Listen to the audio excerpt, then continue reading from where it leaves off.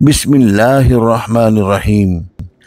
یہ سادہ سا آلہ جو آپ دیکھ رہے ہیں اسے انگریزی میں ایسٹرولیب اور اردو اور عربی میں اسٹرلاب کہا جاتا ہے۔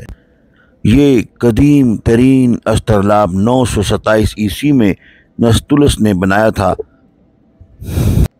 مسلمانوں کے زرعی دور کی ایجاد اسٹرلاب اب محض میوزیمز کی زینت بن کے رہ گئی ہے، اور یہ آپ دیکھ رہے ہیں یہ سفیریکل ایسٹرولیب ہے۔ یہ وہ آلہ ہے جس کی مدد سے انسان فلک کی گتھیاں آسانی سے سلجھا لیتا تھا۔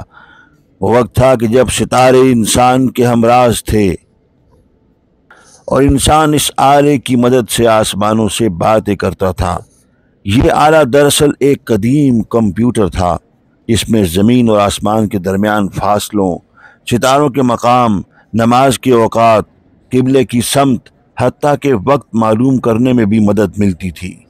سب سے پہلے اگرچہ دوسری صدی عیسوی میں یونانیوں نے اسٹرلاب کی بنیاد رکھی، مگر اس میں کوئی شک نہیں کہ اسٹرلاب کو کمال کی بلندیوں پر پہنچانے میں مسلمانوں کا ہاتھ ہے، خاص طور پہ 8ویں سے 15ویں صدی عیسوی تک، جب بغداد، دمشق، قرطبہ اور سمرقند کے اسکالرز نے اس پر حیران کن کام کیا۔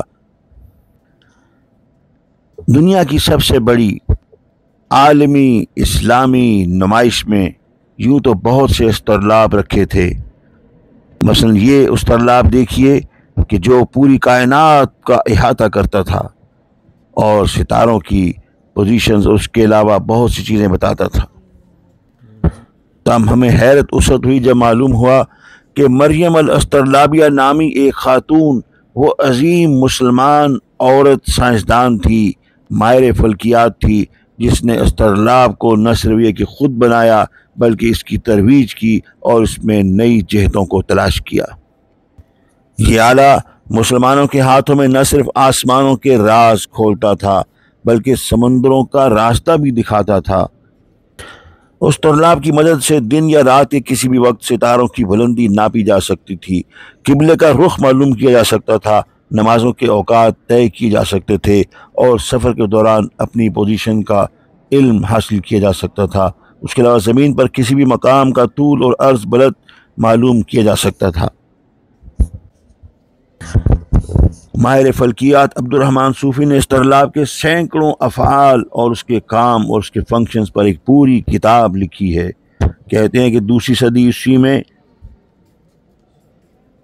اسٹرلاب کی ابتدائی شکل یونانیوں نے پیش کی، مگر اس پہ اصل کام 9ویں صدی عیسوی میں مسلمانوں نے شروع کیا، اور اس کے بعد جا بجا جگہ جگہ شہر شہر اسٹرلاب بنائے جانے لگے۔ اسی نمائش میں آپ دیکھ رہے ہیں میرین ایسٹرولیبس بھی۔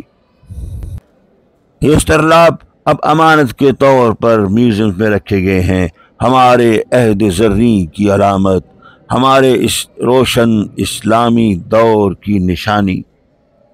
اور ایکچولی یہ جو بہت سارے جو قدیم ایسٹرولیبس ہیں یہ کہاں سے ریکور ہوئے ہیں؟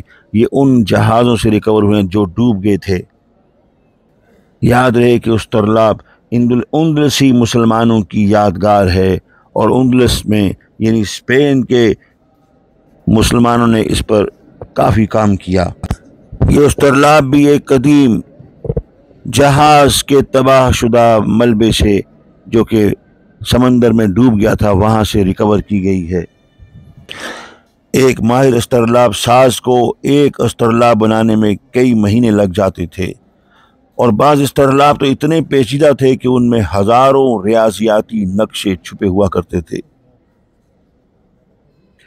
اگر اسٹرلاب کو GPS کی قدیم شکل کہا جائے تو بھیجا نہ ہوگا۔ Astrolabe had an important religious function in Islam، اور یہ Mirza Ata Ullah Al-Husaini senior religious scholar in Tabriz تھے، ان کے لیے بنائی گئی تھی۔